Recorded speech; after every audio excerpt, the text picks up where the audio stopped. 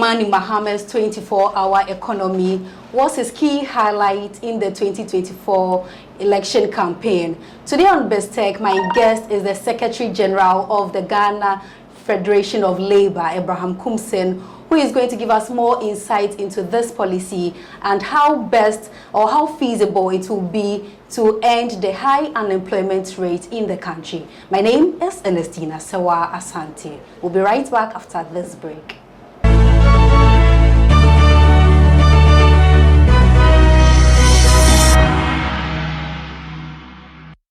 You're welcome. Thank you. Okay, so give us brief history about 24-hour economy. 24-hour economy is not a new economic policy, but it dates back to 1962 when Osajifo Dr. Nkommo established the Ghana Industrial Holding Corporation, GHOC. I started with 16 industries. If time allows, I'll mention them. 16 industries which cover the agri, the manufacturing, and other sectors, just to create employment and also to make sure that we depended on our own, resources here. The 16, we had even the matches. We import match now. Yeah. We had Kede Match Factory, Bonsetai, Akazanuma Electronics, Food Complex. We had Palugu to Tomato Factory. With vehicle assembly plant, we had it here. Then we had the textiles industry. We had Takrady flour mill, blanket factory, the Alu Works. Vaco was also there. In fact, these companies were not under the GHOC. Yeah, GHOC, we had 16. Then later on, we had 16, and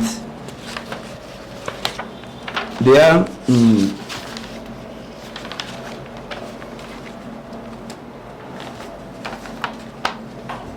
the boat yard division, okay.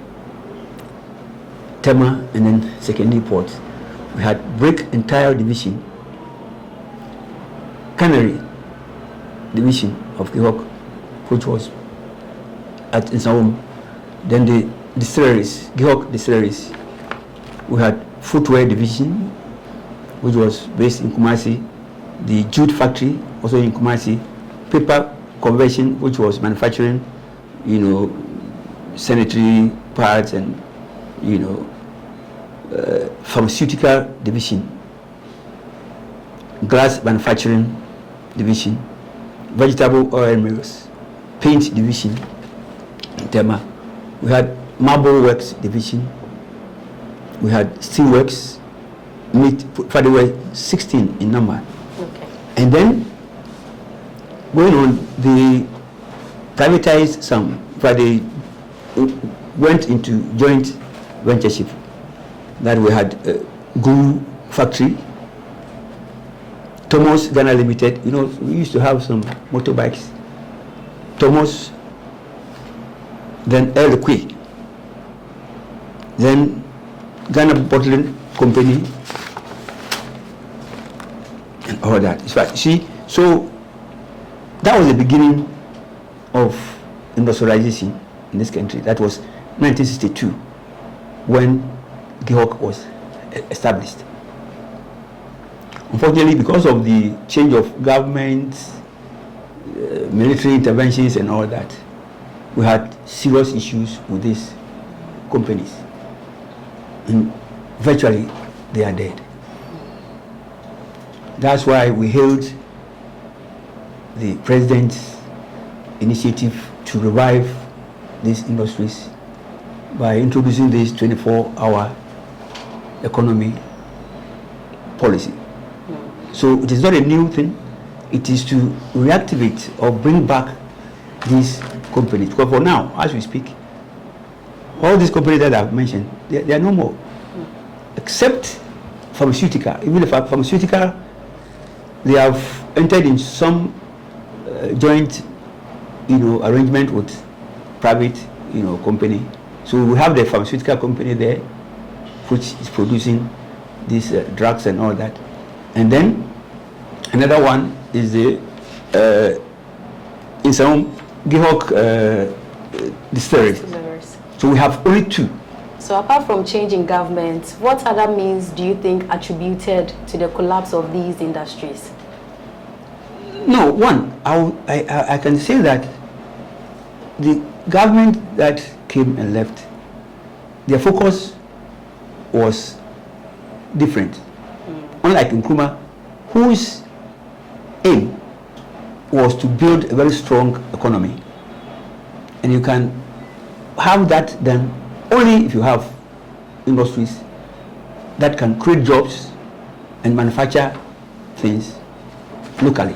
But for now, we are importing tomatoes, even tomatoes that we can grow here. We are importing this, we are importing pepper, we are importing onions and all that. So Nkrumah's aim was to make sure that we are self-sufficient in this country. And by doing so, we also create jobs for our people. So for the government, Nkrumah was overthrown by the military. And they had their own intentions. What made them do that? It is for history to tell. But so it disrupted Kwame Nkrumah's vision.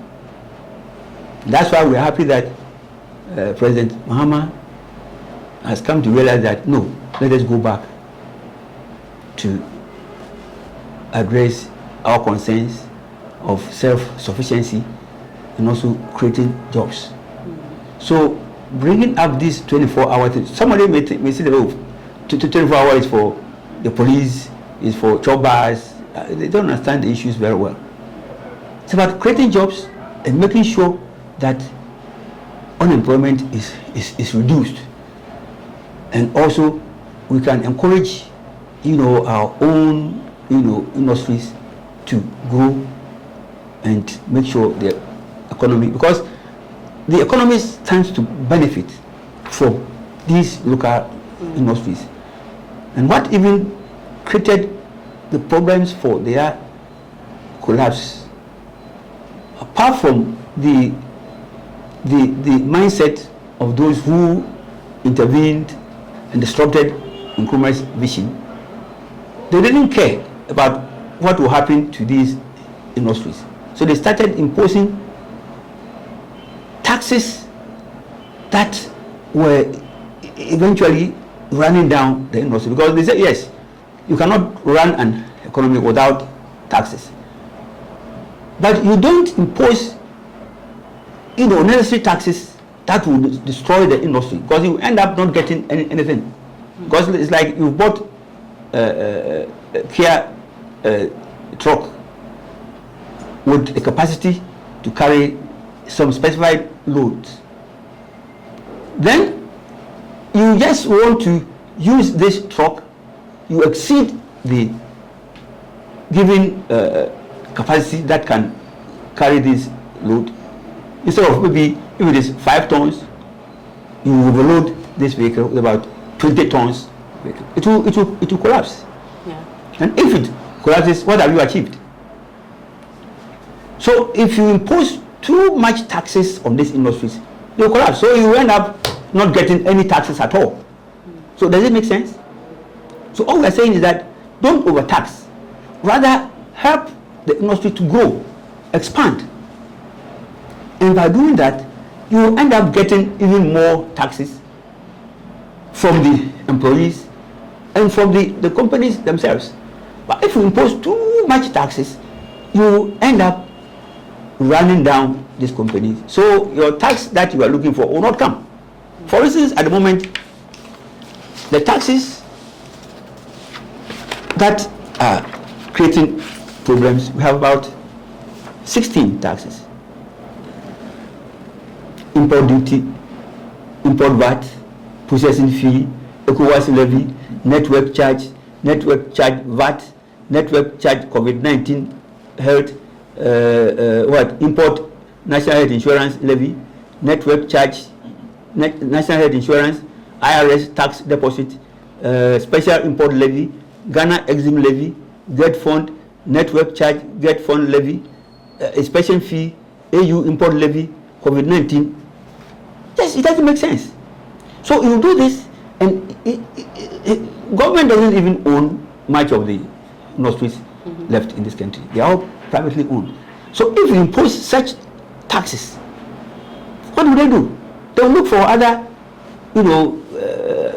environment. If it is Togo, if it is Cote d'Ivoire, if it is whatever, and they will relocate and go. So what have you achieved? Warehouse. So eventually you become only a warehouse which will store the imported goods for you to sell. So what does it benefit? How does it benefit the economy that you are building? All the taxes you mentioned, one that stood out was the COVID levy. Yeah. And people have made a case that COVID happened in 2020. Why are we still paying tax, COVID tax in 2025? What is your take on that? You see, it doesn't make sense. You see, the people, they don't know how to run economy. You see, if you know how to run economy, you don't impose such nuisance taxes. That will not help you to run. Because COVID levy, why still we are paying COVID levy? Sometimes some economies, they say, oh, but you see, the challenges are there. It's not only COVID. Maybe with time there will be another virus that will, it doesn't make sense. So you always wish that some diseases come just to create a lot of problems for us.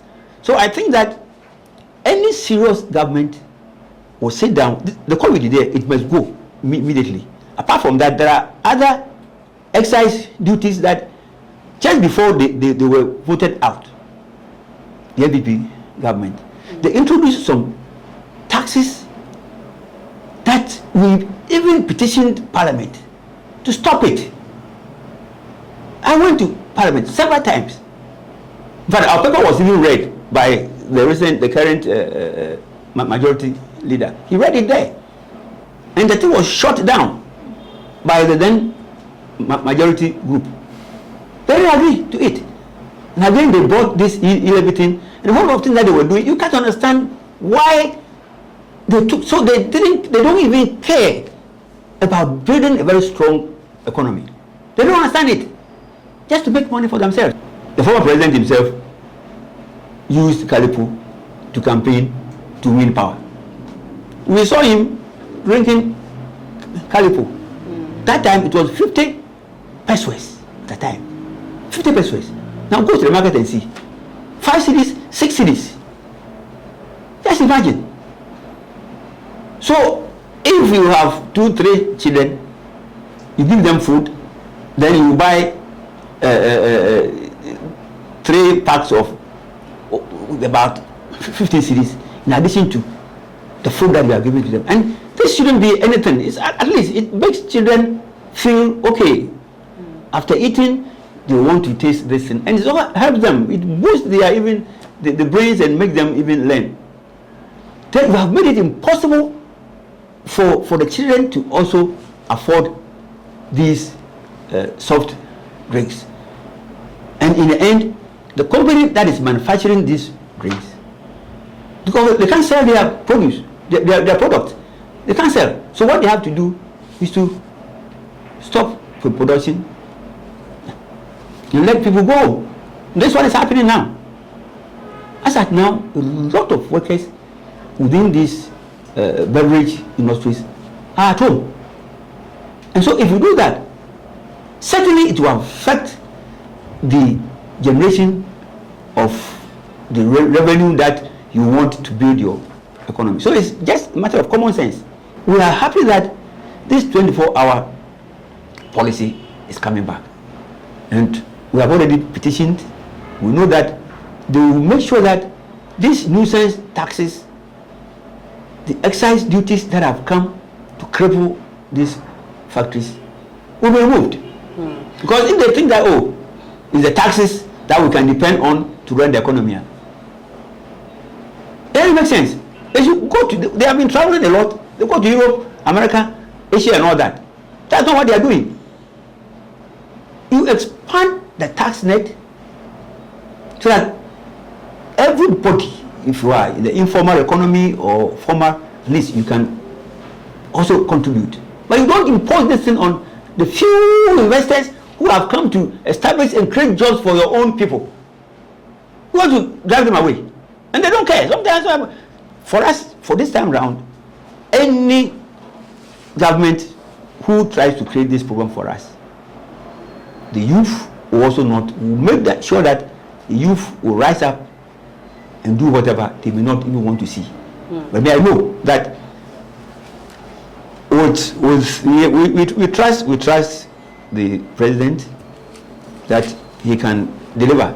I'm sure he came for your views as a union on how to reset the country or the economy back on the sound footing during his campaign. What are some of the highlights, and how do you also ensure that the implementation of this 24-hour economy becomes successful? Yeah, we made some proposals, and by introduction, we said the Ghanaian economy has virtually ground to a halt, causing massive job losses as a result of systemic failures of economic policies. Now, we went ahead to say that the manufacturing industries across all sectors of the economy, formal and informal, including business in by-products, employed not less than 60% of the labor force in the country. For instance, if you go to Japan, Nkommo Textiles, apart from their core manufacturing business of producing fabrics, they have some wastes. There are some wastes that come out from their processes. And there are women around that community that go there, collect them, and then use it for sometimes pillows, and also sell and make some money for themselves. Once the factories close, you may think that they are employing only 2,000 people. But if the factory shuts down, it will affect the whole community, the whole township. Japan, for instance, go there and see. Japan Textiles, it was a very, very busy place that the women were also living on these residues from the factory. If you go to Nkommo Textiles, the same thing. Even Tema here, same thing. Accra, those days, we have a lot of garment factories there. They are all down. And now we believe in importing ubuniwewu and all that, which is not too good even for our health. It also goes to destroy the economy. So our focus now is about, in fact, we captured this thing in our letter to the finance minister, to the food and agri minister, and to the trade agribusiness minister. And we headed it, reversal of excise duty on fruit juices and sweetened beverages. And also we have another union called the Food and Allied Workers Union, which also petitioned the agri minister. They're also saying that the value chain, for instance, palm oil. This morning I heard the president talking about the palm oil. Because people are importing phyto and other oils from outside. Meanwhile, we have plantations that can be encouraged to expand and produce oil palm that can be brought to the thermal factories. They can process, turn it into so many other things that will also fetch less money. Okay. Because the farmers will benefit, The women who also, farm in the plantations will also benefit. You see, so all we are saying is that the policy, 24-hour economic policy, is the best to revive the economy. By so doing, create jobs. That's all. There's nothing. It's not about fufu pounding or the police recruitment. It's also another area. But the hope of this country depends on the manufacturing industry, which will create jobs. All right. The conversation is getting very interesting, but then we are taking a quick breather. When we come back, Mr. Kumsin will delve deeper into how sustainable this 24-hour economy will be.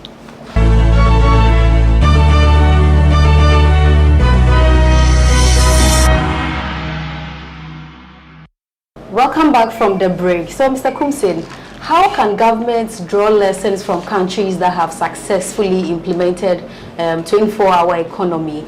And how do we also ensure that this policy that government is about implementing becomes successful? They need not to go anywhere.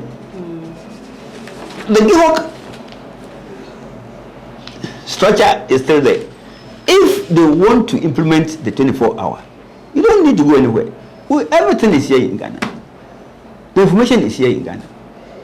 If, for instance, Tema Food Complex, for instance, if you want to bring it back, the only thing is that government, for now, they may not have the money, the means to give to people to, start business on their own. But what you have to do is to look at your policies. Taxation. That's what sometimes you feel. But these people said they were going to move from taxation to production. That would have been the best approach to deal with unemployment, creation of jobs, encouraging investors to bring in money. But the production now became taxation, hyped taxation. That's the problem. Because if you let investors know that, you've now realized that you made very sad mistake, so these taxes that we were taking, we are going to scrap them, reduce them, they can engage them.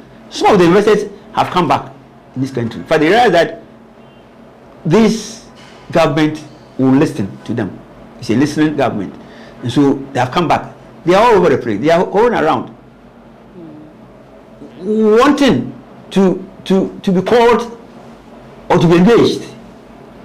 You see, so it's for the government to make sure that they reach out to these investors. Those who are still around, for them it's easy to assess them. So why don't they, we agree, they are creating some forum which, last night we heard that they have, appointed some very big, academics to start, creating a forum where people will come to discuss it. That one, we agree with it. But we must also look at specifically the issues that can be looked at and addressed. That's why you don't need any bigger forum. The economics going to meet. This one, an ordinary person will know that how did this factory collapse? That's why I believe that before you even attempt to solve the problem, if you are sick, you go to hospital, what do? They will have to do diagnosis. They will diagnose you, go and do the lab test, go and do this, go and do that. Engineers, technicians too, we call it troubleshooting. There's a fault here. If the lights go off all of a sudden, you don't just go and buy bulb and come and then fix it. Find out the cause. You understand? Yeah. Don't just buy bulbs and then, the bulb is off. If you put it there, it may blow. Maybe there's a cause, either the choke or something else. So we must do troubleshooting, find out why the Nkommo's economy or vision was curtailed and it didn't achieve the full benefit for this country. Talking about that, what mistakes do you think the Akufo-Addo government did that plunged the economy into crisis that this government can draw lessons from? They were not listening. Look, Akufo-Addo time, I led demonstrations uncountable times. Don't mind you. Demonstrations to draw attention to the bad economic policies that they were pursuing. Don't mind you. If you are very, very careful, they will even chase you, arrest you, or harm you, or that sort of thing. That's the wicked. It means that they had their own agenda, just to rob, just to do things that will make them rich, as against the ordinary people, the workers. You know, they were not thinking about the growth of the economy. That is it. Because if you impose too many taxes, like I said earlier, you will end up destroying, because if you think that taxation is what is going to bring revenue to the state, you are making a mistake. So the ordinary Ghanaian will say that we have the land, we have the resources, the natural resources and all. We have the human resources, all. We have them here. Yet we are struggling as a nation. How is that in your take? What do you think is the root cause of our problem as a nation? Is the leadership. Is the political leadership. If we're a serious politician, that's why we embraced this 24-hour thing. It's the best. And if you read our proposals, we identified the challenges that must be looked at. For the state-owned, fully state-owned, sometimes mismanagement also counts. The state-owned, sometimes mismanagement. So they don't care about what happens. But that one can be re-looked at, so that people will not say Abajima and then they will run this company down. That one is not good. Of the attitude of some workers, but there should be discipline. The leadership must be so solid that some of these things, because there are some bad knots, that one, they are everywhere. But sometimes, if it is a government employment, the doctor will not even call me at that hour and ask. They will not do after Abajima. So then the thing goes. So we recommended that if it's about state-owned, then they should make sure that they get the correct people who will be very honest to make sure that the business grows. But for the private enterprises, it's about the nuisance taxes that we've been calling. The taxes are too many.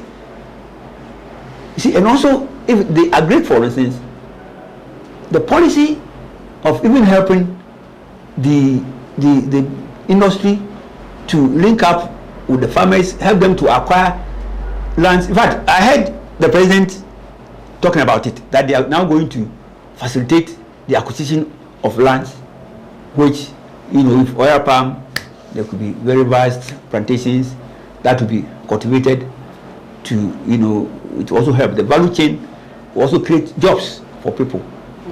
The president just said it, and I hope that we won't sit down, we will not fold our arms, we'll make sure that we won't stop talking. I'm very fine with them. I know a whole lot of them at the top there, the president himself, but that doesn't mean that if they are deviating, I should keep my mouth shut. That one I will do it. We'll make sure that we'll push them to do the right thing, so that in the end, Ghanaian workers are suffering. You know the calls that I receive. Always you talk about it. What are the jobs coming? So you exercise patience. The jobs will come very soon. That sort of thing. So I can't continue to contain this. At my age, why? What is it? What do I want? I've kept quiet after what? How many years for me? I mean, what is it? What am I looking for? Thank you, Mr. Kumsin, for coming on the show. We are most grateful. My name is Ernestina Sewa Asante, and this has been the edition of BizTech on GhanaWeb TV. And my guest was the General Secretary of the Ghana Federation of Labour, Abraham Kumsin. Until then, stay safe and be good.